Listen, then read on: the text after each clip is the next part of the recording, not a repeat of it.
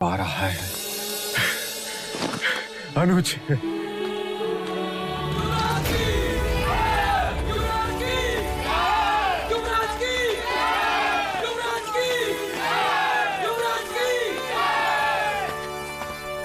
मैं महाराज शुद्धोधन और समस्त शाक्य कुल आप सब प्रजाजनों के आभारी हैं। आप सबकी शुभेच्छा, आशीर्वाद और प्रार्थना के लिए जो आप सब ने हमारे लिए की, वो इसी का फल है जो आज हमें ये दिन देखने का अवसर मिला। हमारे ललाट से निस्संतान होने का दुर्भाग्य मिट गया। आज सारा कपिलवस्तु राज दरबार का अतिथि है। राज्य में 3 दिन तक उत्सव होगा।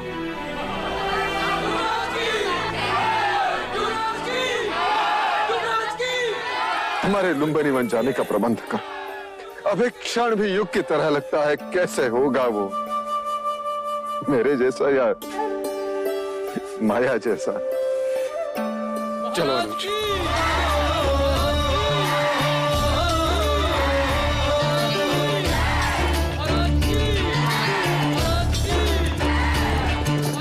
सुख जितना उतना ही दुख है, जितनी रातें उतनी भोर।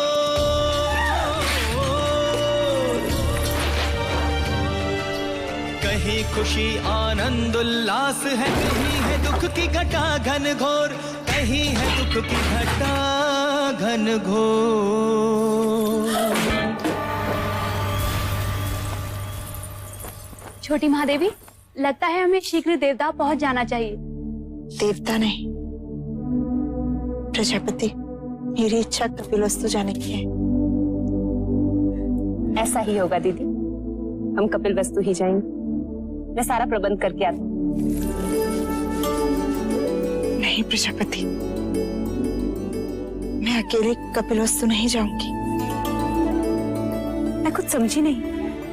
मैं महाराज के साथ कपिलवस्तु जाऊंगी। महाराज? किंतु महाराज तो कपिलवस्तु के द्वार पर हमारी प्रतीक्षा कर रहे होंगे। नहीं,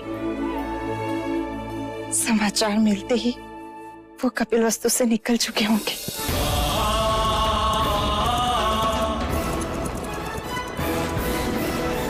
बधाई हो महारानी, बधाई हो। शुभ समाचार है। महाराज कुछ ही घड़ियों में लुम्बिनी पहुंचने वाले हैं।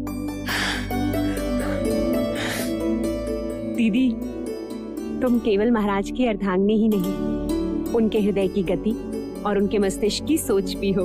अब मेरा बखान करना छोड़ और महाराज के स्वागत की तैयारी कर। ठीक है, और कुछ? हाँ, इस बार तू 16 श्रृंगार करके महाराज के पास जाएगी, जिससे कि उनकी खुशी दुगनी हो जाए। ठीक है।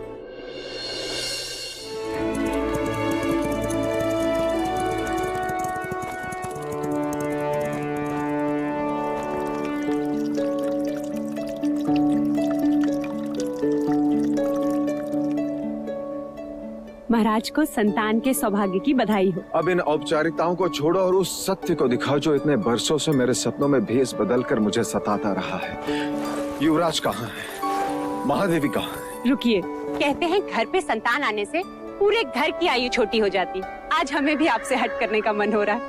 पहले उपहार दीजिए, फिर भीतर जाने देंगे। अभी मेरे पास तुम्हें देने के लिए कुछ नहीं है, केवल वचन के।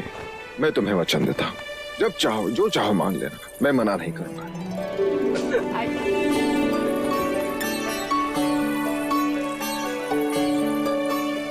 महादेवी को पुत्र की बधाई हो।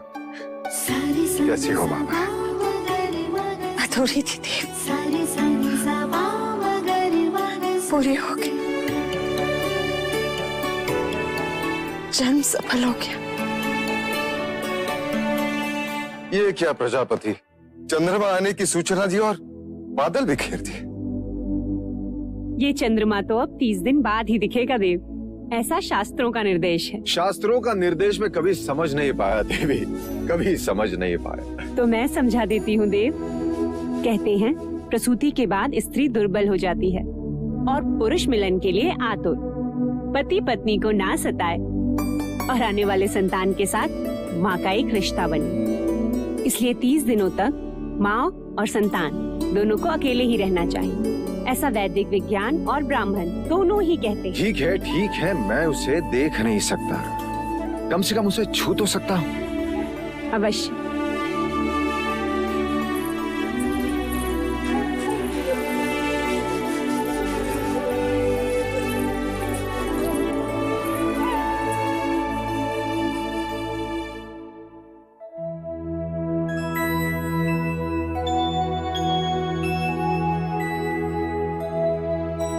क्या देख रहे हैं देव? ब्राह्मण हथेली देखकर रेखाएं पढ़ता है, वैश्य उंगलियां देखकर यह सोचता है कि टके गिन पाएगा कि नहीं,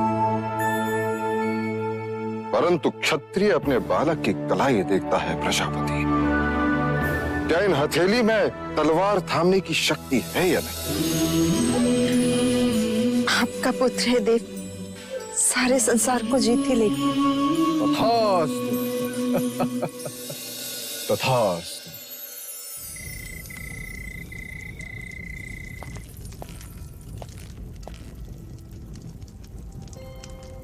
सुबह से द्वार नहीं खुले हैं।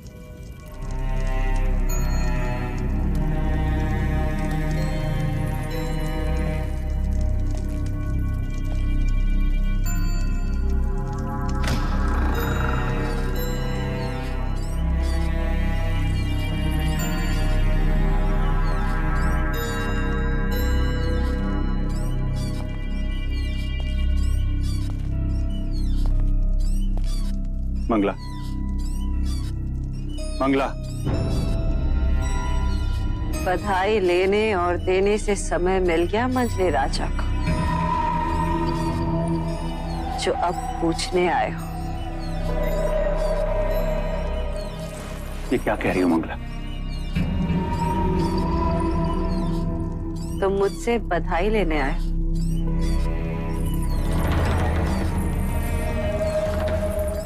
लो, मैं भी कह देती हूँ, बधाई हो आर्य, इस राजमहल को युवराज की और तुम्हें देवदत्त की बर्बादी की। ये सब क्या? हाँ, सारे नगर में हर्षोल्लास है। यदि महल में किसी को भी ज्ञात हो गया कि तुम प्रसन्न नहीं हो, तो वो क्या सोचेंगी? वो क्या सोचेंगे? क्या समझेंगे?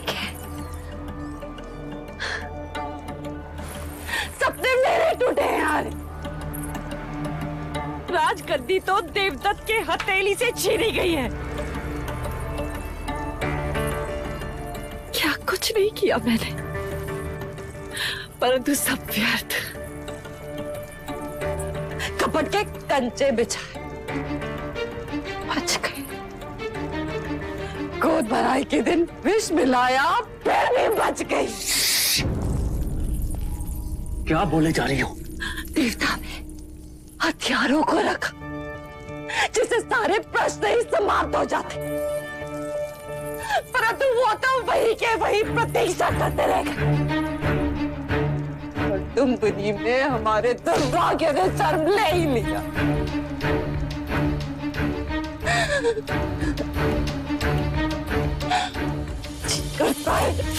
सारे राज में आग लगा देगा। छोड़ दो, छोड़ो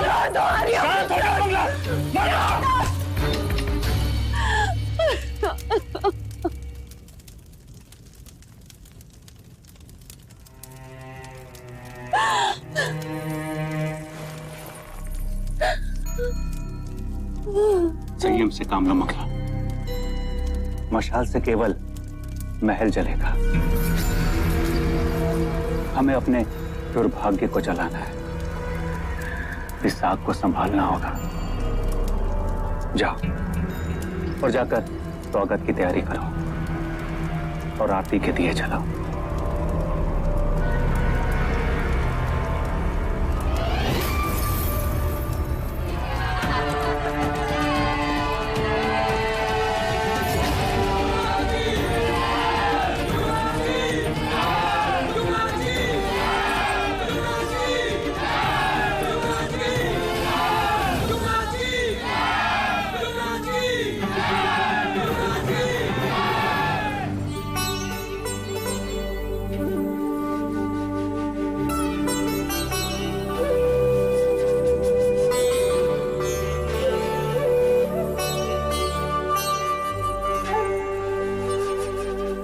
स्वागत है आपका महादेवी माया।